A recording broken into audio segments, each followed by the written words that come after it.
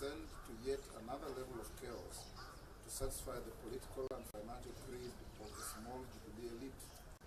This fabulously wealthy group has become used in the last 4 years to loot the public purse at will, even as the vast majority of our families are no longer able to meet their essential food and other needs.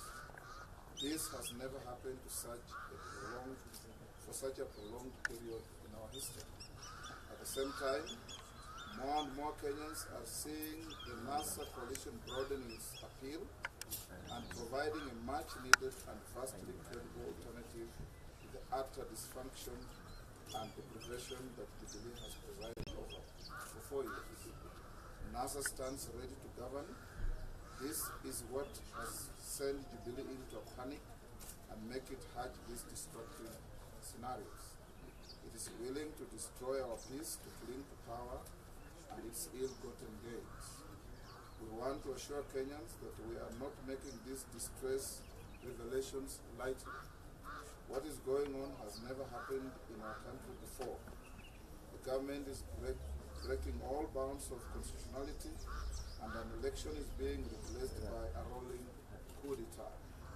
We must do everything in our power to stop it peacefully. Even as we mobilize opinion and the power of exposure to prevent this catastrophe, we simultaneously want to reassure everyone that we are taking every possible step to prevent these plans from coming to fruition.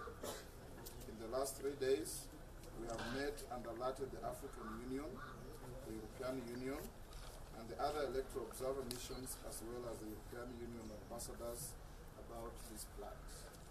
We have also provided detailed information of these plans to the Chief Staff of KDF, Joseph Boynet, the Inspector General of the Police Service, Director General NIS, the Attorney General, and Mr. Wafula Chebukati, the IEBC Chairman. We have also alerted all human rights and governance NGOs. We are confident that we will all be alarmed and will take steps we are confident that they will all be alarmed and will take steps in their own ways and jurisdictions to help scuttle these evil plans. The audacity of these plans can be gauged by the fact that for months now, the Jubilee government has been openly indicating that all the so-called election hotspots are primarily in NASA strongholds.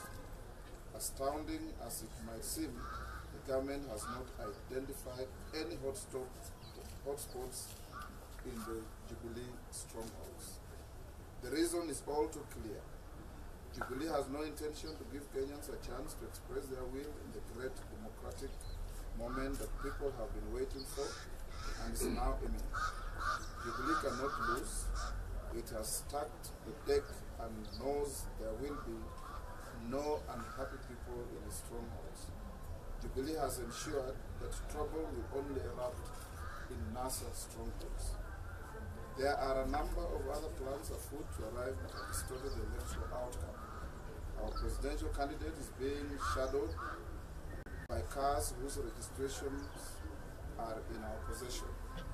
We also have documents which we released 3 days ago, which show that a team of 42 police officers has been demobilized in courts and will be recruited as IEBC presiding officers and polling clerks. Kenyans will remember a similar exercise that was undertaken prior to 2013 elections to corrupt the electoral outcome. Nairobi will also see a very high degree of militarization, with all major roads heavily patrolled by army units designed to intimidate a population that has very little familiarity with such display of crude and brute force. Let me once again assure Kenyans that we are confident that these plots will not see the light of day, and now that we have exposed them widely, they will freeze. In addition, given there are tens of thousands of polling stations, it will take a lot more soldiers than KDF can deploy for decisive impact on the election. The country has had its fill of plunder and deprivation.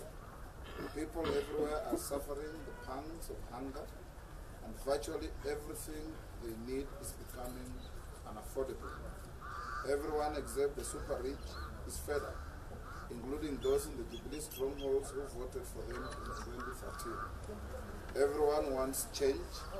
NASA stands ready to govern as soon as all of you give us the democratic mandate on 8th of August this year.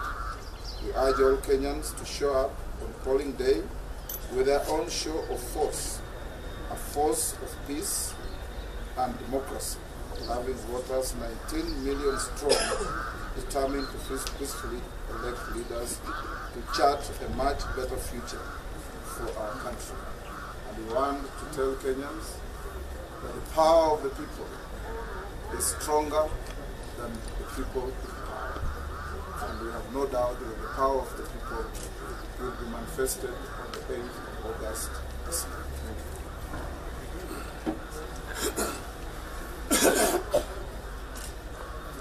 It's as clear as it is. Any questions?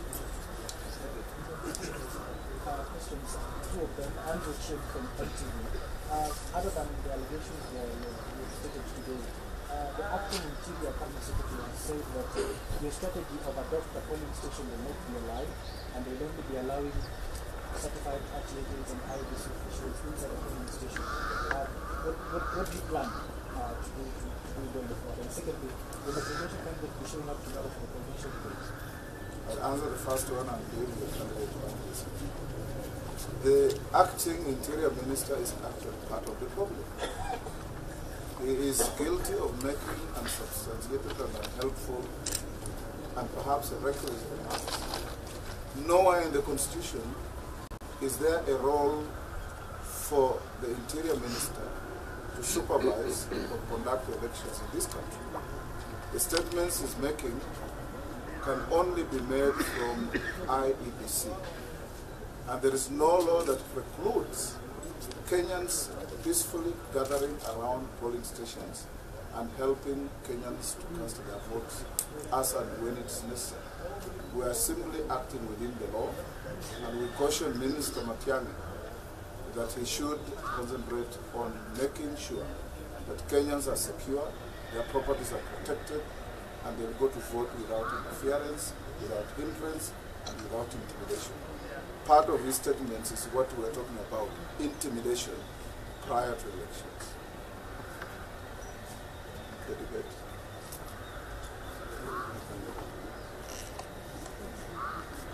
We, as a coalition, have a position on the debate, and we'll cross that bridge when we reach it.